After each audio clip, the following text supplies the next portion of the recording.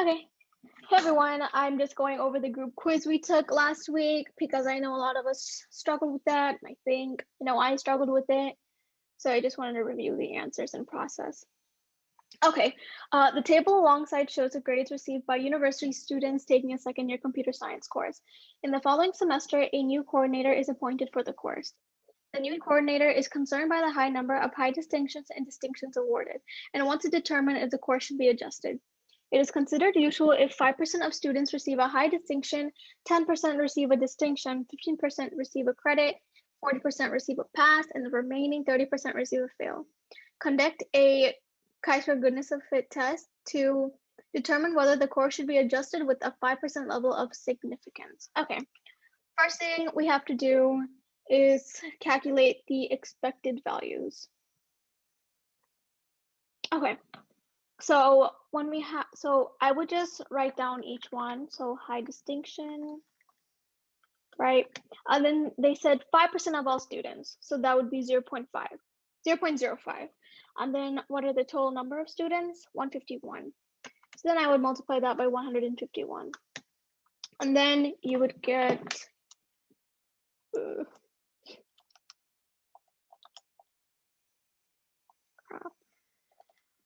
you would get 7.55.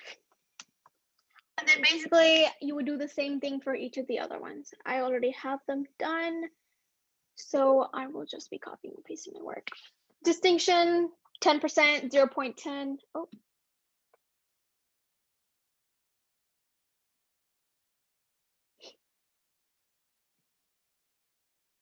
Okay, we just started the first question. Okay. So I'll just backtrack a bit. So we just read through the question and we're starting to calculate the expected values. So basically you want to go to the high distinction, and since it said 5%, you want to convert that into a decimal, 0.05, multiply that by the total number of students, which is 151. 7.55 would be your value for high distinction. So you would repeat that process all the way through, 10%, 0.10, 15%, 0.15, 40, 0.40, 30, 0.30. So once you have all of these values, you want to plug in the observed values into L1 and the expected values into L2. If it's kind of hard to remember, it's kind of easy for me when I associate it with the values given to us. So since they always give us the observed values, I know that the first values I plug into the calculator, if that helps. So then you want to state the null hypothesis and alternate hypothesis. So the null hypothesis where everything remains the same, nothing's going to change, nothing's going to be adjusted. So in this situation, the null hypothesis would be that the course should not be adjusted. And then the alternate hypothesis would be that the course should be adjusted. So let me just copy and paste that in. So yeah, determine whether the course should be adjusted. So no change, should not be, change, should be. And then degrees of freedom, there are 5 different variables into account. So it would be 5 minus 1 equals 4, super simple. And then you would, again, plug in these values, observed values into L1, these values into L2, and then you would go stat, tests, and then you would go all the way down to chi-squared goodness of fit test, put in your L1, L2, or whichever columns you put them in, and the degrees of freedom of 4, sorry. Degrees of freedom of 4, calculate it, and then you should get a p-value of 0.005285, and then round that to 36 figs. Don't forget to round it to 36 figs because I didn't, and Ms. Sinha didn't take points off my quiz, but she said in the future that you must round it to 36 figs. So don't forget. I would recommend having the bigger number and the rounded number so you could still get some points based off your original number. What I do is I usually put like the unrounded and then I say or, and then I put the rounded. Yeah, exactly. Instead of saying or, I just put an equal sign. Yeah, okay. So for us to be able to reject the null hypothesis and accept the alternate, the p-value has to be less than the significance value. So since the p-value is less than the significance value, we must reject the hypothesis so we can accept the alternate hypothesis. So lower value than 0.05, and then you can reject the hypothesis. So also you, like I said it before in the other review, make sure you state the final conclusion. I would, on your test, I always bold my final answer, so I would just do that on the thing too, on the test, and that is that the course should be adjusted since we rejected the null hypothesis. So if you want, we could just strike that. That would work too. So when the p-value is less than 0.05, we're always gonna reject it, the null hypothesis? Yeah. You would always reject the null hypothesis if the p-value is less than 0.05. Okay. Unless like they change the significance level to like to 1% or something like that. But yeah, it depends on the question, but like significance value, the p-value just always has to be less than the significance value no matter what the significance value is. Also for the conclusion, so like for one of mine, I put since p-value is less than significance value, we reject the null hypothesis. So she said that was wrong because like it wasn't in the context. Yeah, exactly. Yeah, you need this to be in the context. That's the word I was looking for. In the context of the question, you want this conclusion. So I think what Renai said, that would earn him like, I don't know how many points she gave, but that would be like maybe half or 1/3 of the points. And then this would be like giving you the full point. So yeah. I think she counted it wrong for mine. I'm pretty sure she Wrong, counted like all the way. Yeah, like the since that statement that was wrong apparently. Yeah, So no, yeah, I would that's include both statements. I would include both for sure, just to be on the safe side. Okay, next question. Let me know if I'm going too fast because I feel like I'm talking way too fast. Yeah, for me, you're going fine. You're on. Okay, you're cool. On my pace. All right. Here. Max tosses 4 coins a total of 80 times. The following table shows the distribution of the number of heads obtained in each toss of 4 coins. And using the binomial distribution, b parentheses 4, 0.5, find the expected probabilities of obtaining 0, 1, 2, 3, or 4 heads respectively. And then, okay, so first, so basically this is asking us to find the expected frequencies. So what we would do is for this, since we're using binomial distribution, more specifically, we want to use binomial PDF. Let me zoom out a bit. We want to use binomial PDF. So with binomial PDF, let me just get there real quick. That would be found in second var, so that's distribution, binomial PDF. And then the trials would be 4, because it states right there, 4. And then probability would be 0.5. And then the X value would be 0, 1, 2, 3, or 4. So this was the work I put. You just see, I just repeated each one, just changing the X value because I like having my work all out like that. And then after you get this value in your calculator and you click enter, you want to multiply the whole thing by 80 because that is a total number of times the coins were tossed. So once you do that, just write down your values and you can already notice that there's like a normal distribution forming. Okay, and then after you have your expected values, you want to plug in your observed values, which were the values given to you, into the first column.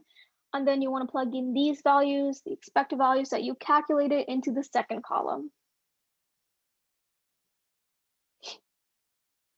So before we calculate for p-value, we can determine the null and alternate hypothesis. So we're saying whether the data fits a normal distribution. So if we're going with no change is null hypothesis. So that would be that the data does fit in binomial distribution. There's nothing wrong with it, that it's normal, that's the norm.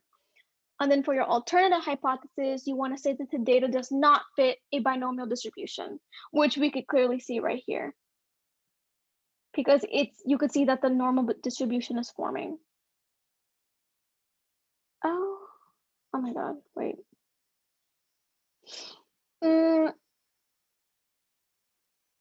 Ignore everything I just said because the data does fit a binomial distribution. Here, give me 1 second for me to look back on my quiz. Yeah, I'll just help you out a bit. So for the null hypothesis, it says that the data fits the binomial distribution, right? Yeah. And then the alternative is that it does not fit the binomial distribution. Okay, yeah. I just confused myself. Also, when you see your expected frequencies, I would just, like me, don't assume anything because what you get in the end might be different from what you think it is. So don't make any assumptions. Just keep going and solve for that p-value. Sorry for the confusion. Okay, so since they gave us the critical value of 9.49, I would just rewrite that down in this section. And then they gave you the significance level of 5%. I would also just rewrite that. So once you plug in each of the values in, here's my overboard work. So basically, just wrote my critical value, 9.49, and then chi-squared value of 7.58, right? And then I rounded that. She wants us to round your critical value and your p-value. So make sure you round every value. And if I were you and you think you're kind of iffy on the rounding, I would also keep the full expanded number because that helps me. So in order to be able to reject the hypothesis, the chi-squared value has to be greater than the critical value, which is the opposite of the p-value. The p-value has to be less than the significance value. So that might be a bit confusing. So I would, just make a mental note of that the chi-squared value has to be greater than the critical value, and the p-value has to be less than the significance value in order to reject the null hypothesis. So in our case, our chi-squared value was 7.58, which was less than 9.49. So based on the critical value alone, we can see that we cannot reject the null hypothesis, meaning that we must accept. And I did the p-value as well, just to make sure. So I got this value, and then we see that the p-value is greater than the significance value, which also means that we cannot reject the null hypothesis, which means we must accept the null hypothesis, so we can reject the alternative hypothesis, which is really weird because this looks like a normal distribution, but the conclusion is that the data does fit a binomial distribution. Very odd. Yeah, I guess we just do it by the math. I think we just exactly. So don't make any assumptions. Just go with what your critical value, your chi-squared value, and your p-value says. Because it was right too. If you go back and look in your quiz, that this is right. The data does fit a binomial distribution. So don't make assumptions. Just stick with the math. All right. If there's no questions, I will move on. Okay. The third one I think was a bit more confusing because I think we only did like one practice problem.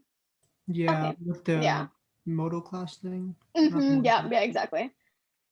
Yeah, with the ranges. All right. 264 of the best mathematics students. What? I don't know. From Slovakia were invited to take part in a national mathematics competition.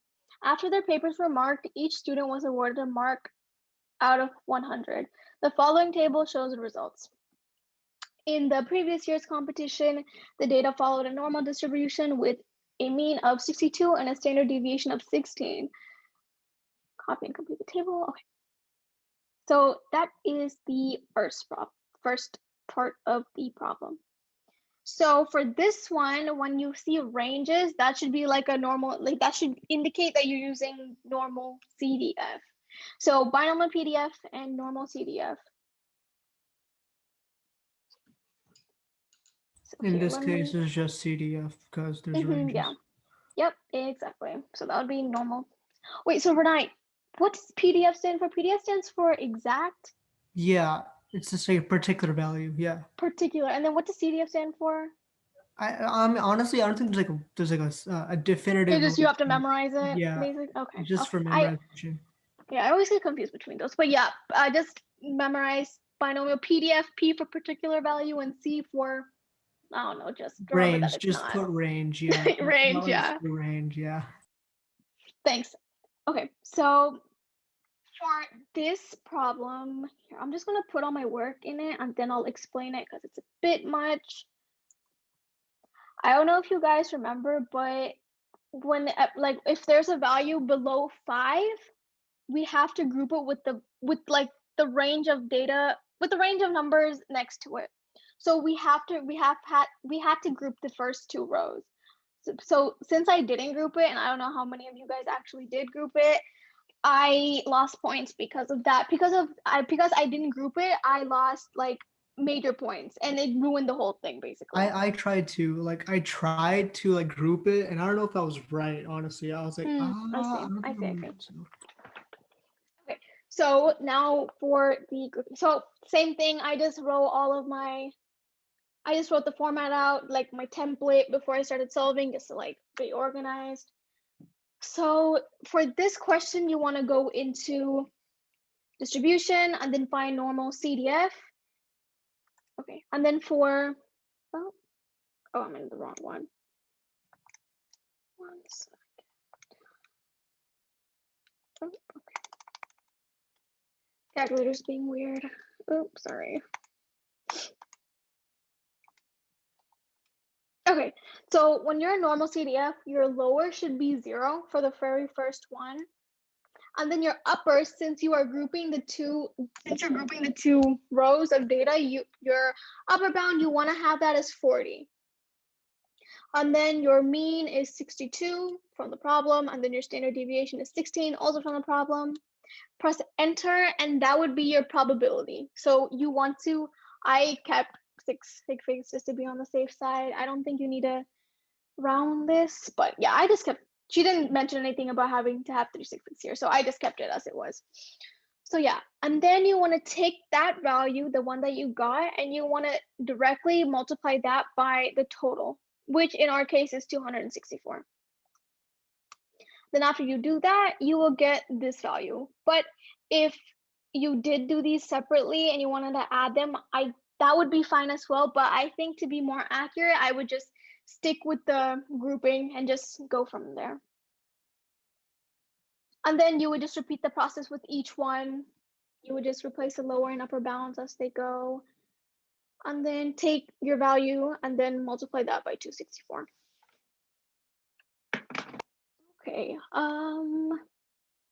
after that, you want to plug in your, as you've been doing, plug in your observed values into L1 and your expected values into L2. Observed, expected. Since the calculator basically shortens your number regardless, I just kept it as 6 sig figs and let the calculator do the rounding. And then you want to determine your null and alternate hypothesis. Same thing as the last one, no change, usual norm. The data does fit a normal distribution. And if you want change, this is wrong, then you're trying to say that it doesn't fit a normal distribution. So null hypothesis does not fit, does fit, sorry. Null does fit, alternate does not fit. You want the change, you want an alternate hypothesis, technically, basically. And then degrees of freedom. See, if you had kept, like if you forgot to group it or didn't realize you had to, your degrees of freedom itself would have screwed it up. So you would have had originally 5 minus 1 equals 4 as your degrees of freedom, which is incorrect.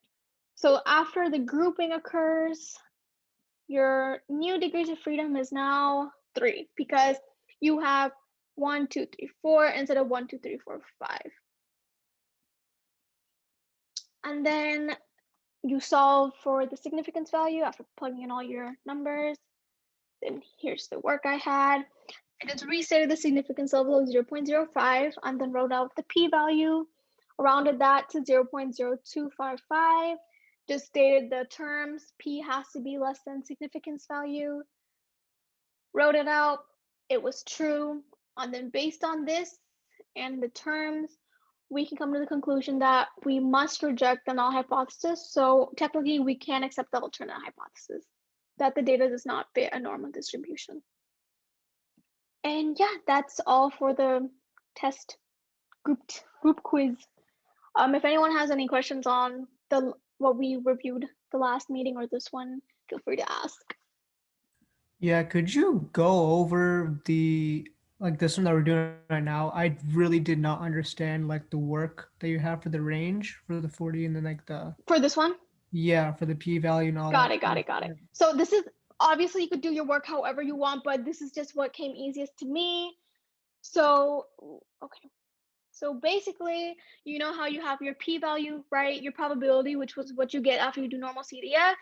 And then you need to multiply this whole thing by 264. I think what would help is if I did maybe if I did that. But basically, I was just multiplying the probability by 264, and then I would get this value, which would be the expected frequency. Does that help a bit? Yeah, I get it. Okay. Yeah, my work was just a bit messy. But yeah, other than that, same process. Anything else? We can go back through any of them. Or we just leave this here if you guys wanted to copy it down.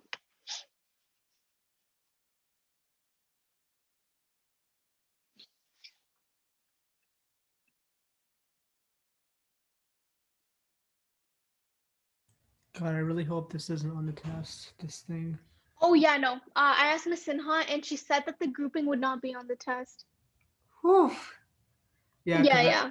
I mean, honestly, I would actually expect that it wouldn't be because we only did like 2 problems of it. So. Yeah. I clarified and she said, based on what she said during our tutorial, she said that she wouldn't have the grouping stuff on it. All right. Cool. Yeah. Is it only going to be like the 3 tests that we learned? I think it's going to be Pearson's. I think it's also going to be Pearson's and Spearman's because she put it on the study guide. But yeah, and then the 2 chi-squared and then the t-test. So like all 5, right? Yeah, I'm pretty sure. And I'm pretty sure based on her previous, she'll maybe add something that'll take a little bit more application and thinking. So we should, also to everyone, whoever's watching this, I would go back through like all of the practices, just like skim through them and understand the process, because I know for, where is it?